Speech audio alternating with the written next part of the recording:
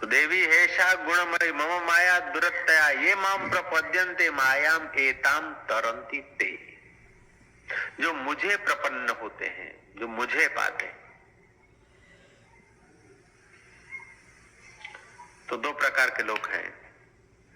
एक तो देह को मैं मान के जीते हैं और देह के इर्द गिर्द के व्यवहार की उपलब्धियां करके अपने को भाग्यशाली मानते, और देह के इर्द गिर्द की चीजें चली गई तो अपने को अभागा मानते। ऐसे अभागों की तो भीड़ है दुनिया में।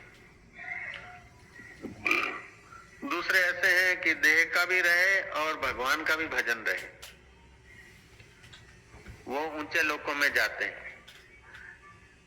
और कभी कभी कोई कोई ऐसा है जो देह और वो लोग, ये लोग सब माया मात्र मनोमय समझकर चैतन्य सत्ता दृष्टा साक्षी आत्मा शुद्ध बुद्ध निरंजन, उसी का विलास समझ के, माया मात्र समझ के, माया को माया समझ के अपने को दृष्टा भाव में स्थिर कर देता है। वो कोई कोई विरला होता है।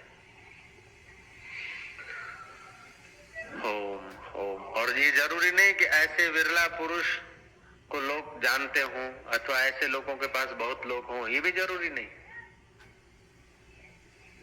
ज्ञानी की डेफिनेशन क्या? कोई डेफिनेशन नहीं।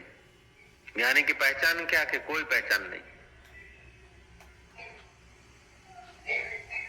फिर भी स्वामी ज्ञानी की पहचान कि जिसके नजीक बैठ के अपने को आनंद आवे वो ज्ञानी।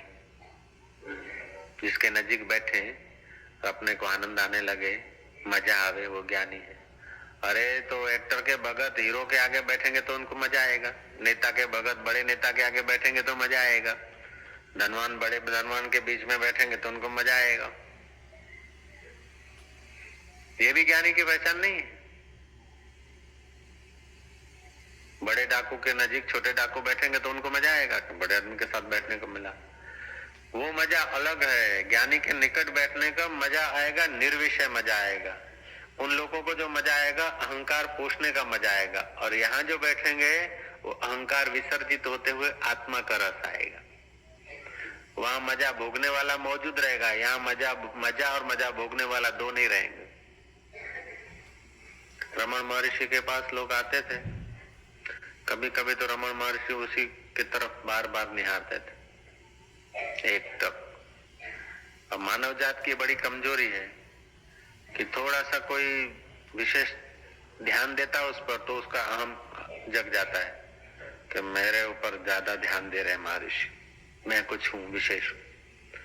फिर महर्षि को हटा देनी पड़ती थी दृष्टि और उसके तरफ देखते ही नहीं थे, तो उसको दुखी होता था कि पहले हम आए शुरू में तो स्वामी जी हमारे ऊपर खूब खुश थे और आजकल आंख उठा के भी हमारे तरफ देखते नहीं, दुखी हो जाते थे। ऐसा क्यों होता है कि पहले हुआ कि मेरे तरफ ध्यान देते तो मैं बना, अब नहीं देते तभी भी तू बना। हमारे ऋषि चाहते तू विसर्जन हो। जीव ने जोखम रहसे जब तक हम मौजूद हैं तब तक कभी सुख, कभी दुख, कभी लाभ, कभी हानि, कभी मान, कभी अपमान, कभी जीवन, कभी मृत्यु।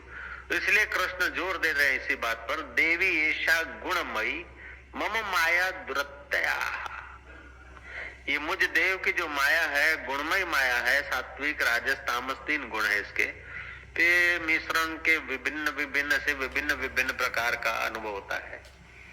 ये गुणमयी माया दुस्तर है, लेकिन जो मुझे प्रपन्न होते हैं, ऐसा नहीं कि कृष्ण को प्रपन्न होते हैं, मुझे।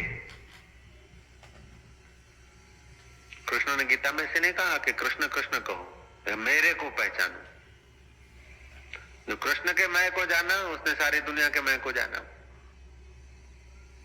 देवी ऐशा गुणमयी मम माया दुरत्तया ये माम प्रपद्यन्ते मायाम एताम तरन्ति ते। वो उस माया को तर जाता है। त्रिगुणमयी माया जो है बड़ी दुस्तर है, क्योंकि तो कई लोग ईंट चूने लोहे लक्कड़ के मकान को पाकर अपने को भाग्यशाली मानते हैं। कई लोग बाह्य विद्या को पाकर अपने को विद्वान मान लेते हैं। कई लोग बाह्य धन को पाकर अपने को धनवान मान लेते हैं। और उस सकंजे में से, उस माया के भ्रांतिपूर्ण सामान्यता से कोई निकलकर भगवान के रास्ते चलते हैं